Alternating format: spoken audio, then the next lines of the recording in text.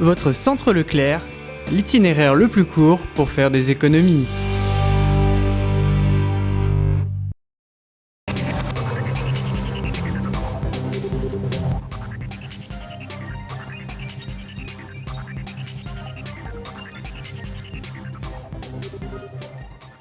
Bonjour et bienvenue sur TV Souston, votre télévision locale. Hier, c'était la journée de la femme. Le club Photo Mère et Marraine avait pour cette journée décidé de mettre en avant les œuvres réalisées par ces artistes féminines. Une première exposition au féminin qui a révélé dans des œuvres de talent un peu de l'âme de chacune de ces photographes. Images. Vernissage le week-end dernier pour l'exposition du club photo Mère et Marraine à la salle Roger Hanin à Souston. Plusieurs artistes féminins ont exposé leurs œuvres dans le cadre de la Journée de la femme. Je me suis dit pourquoi pas faire une expo d'artistes féminines à Souston. On a une quinzaine d'éléments chez nous, pourquoi pas les exploiter. 12 photographes ont alors présenté au public des photos diverses et variées.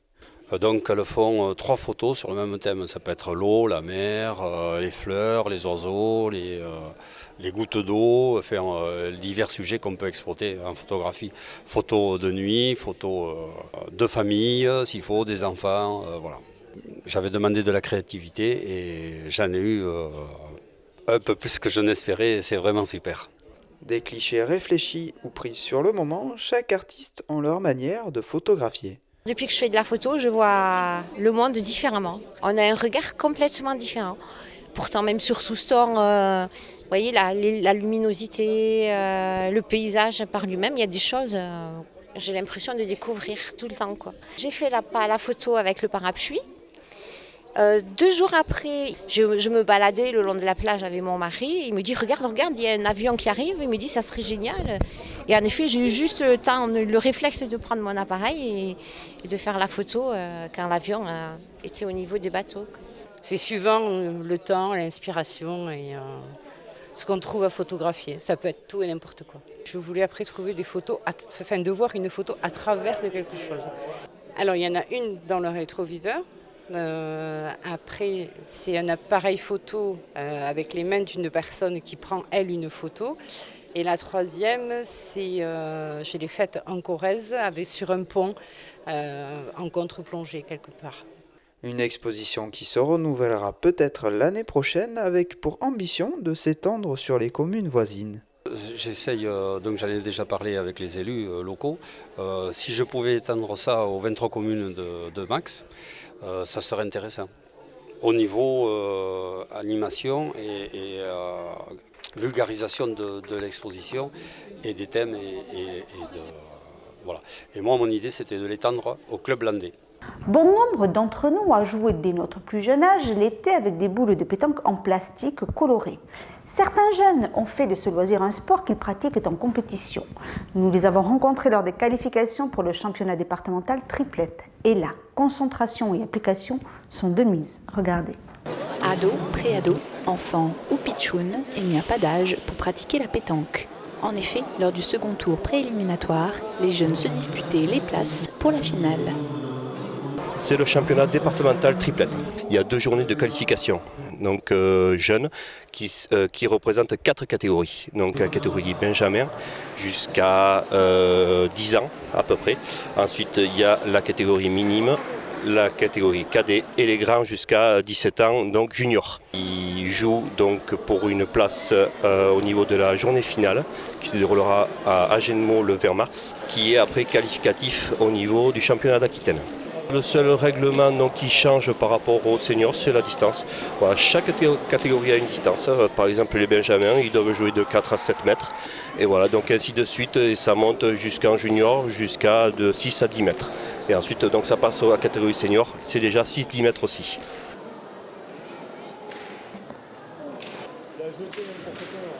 Donc là, on a tous les clubs représentés des Landes. Par exemple, on a des clubs qui sont homogènes, comme Meillan, Souston, où ils présentent des équipes homogènes, donc avec 3 du même club bien sûr. Et ensuite, donc, la facilité qu'il y a au niveau départemental, au niveau des jeunes, c'est qu'on peut panacher au niveau des jeunes. C'est-à-dire on peut prendre plusieurs jeunes de plusieurs clubs. Comme celle du comité, voilà, qu'on a sélectionné un petit peu en faisant une détection donc jeunes pour faire ces équipes du comité. Et donc on a essayé bien sûr de prendre les meilleurs entre guillemets, bien sûr. Voilà, après ils vont le montrer j'espère sur le terrain. On a déjà qualifié l'équipe junior comité donc, qui avait été sélectionnée dans la première journée. Ils sont passés pour la journée finale à Jetmo. Et là, il reste encore en course l'équipe minime et l'équipe cadette du comité. Moi, je viens de sortir de l'abbaye, de Bête-Bezé, Cassène. En fait, le but, c'est de s'amuser, quoi. C'est pas obligatoirement de gagner. On s'amuse entre copains. Là, on va affronter mon équipe, mes camarades de Bête-Bezé. Et ça fait bizarre de jouer contre eux, parce que ça fait la première fois que je joue contre eux. Et il faut que je joue contre eux, il faut que je les gagne. Parce que sinon, la honte. Comment on les gagne? Il faut qu'on se qualifie, parce que c'est important. Sinon, les autres ils vont dire qu'on est l'équipe du comité, mais ils ne sont pas très forts. C'est cool et c'est aussi, comment dire, une sorte de poids sur les épaules, parce que c'est à nous de montrer l'exemple. Un poids peut-être un peu trop lourd, car il n'y aura malheureusement pour cette fois qu'une seule équipe du comité qui accédera à la finale le 20 mars à Jetmo. Avant d'espérer devenir des Manodou ou encore des Bernard, il faut tout d'abord arriver à se qualifier aux championnats régionaux d'été. C'était le challenge des quelques 200 nageurs rassemblés à la piscine de Saint-Jour-de-Marennes.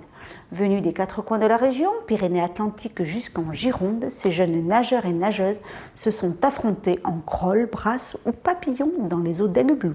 Dans le cadre de la deuxième journée qualificative d'Aquitaine, 32 clubs de natation se sont réunis à la piscine d'Aiguebloux à Saint-Jour-de-Marennes.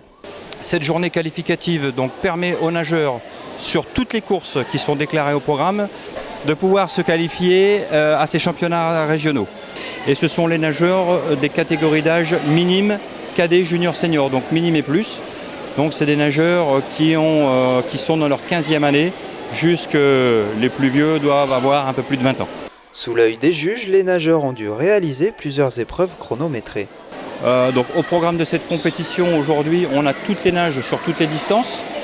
Et les deux épreuves reines, les deux épreuves phares vont être le 50 et le 100 nage libre, puisque je crois qu'il y a une trentaine de séries chez les dames et plus d'une trentaine chez les messieurs.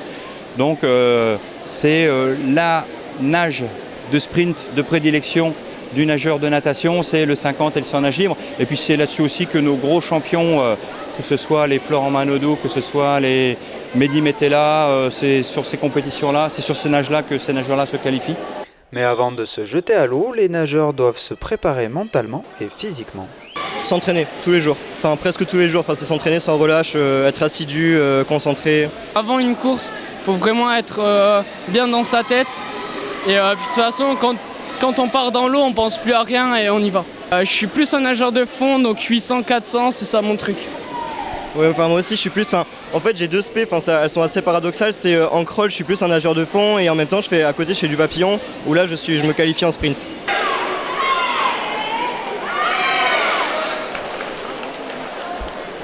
C'est la rigueur qui est mise en valeur, donc s'il y a un travail à l'entraînement, le jour de la compétition et avec de la motivation, il n'y a pas de problème.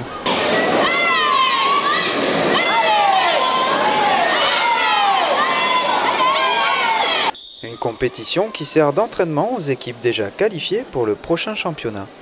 Il y a au moins 7 à 10 nageurs de tous les clubs qui sont déjà qualifiés aux régionaux, mais notamment parce qu'ils ont été jusqu'aux championnats interrégionaux ou au championnat de France l'année dernière, et de fait de ces résultats-là, se retrouvent qualifiés d'office aux championnats régionaux.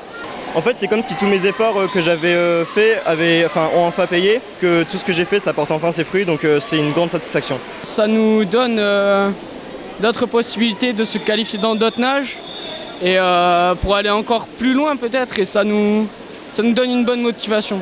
Voilà, cette édition est maintenant terminée. Je vous retrouve mercredi prochain pour une nouvelle édition de TV Souston, votre télévision locale.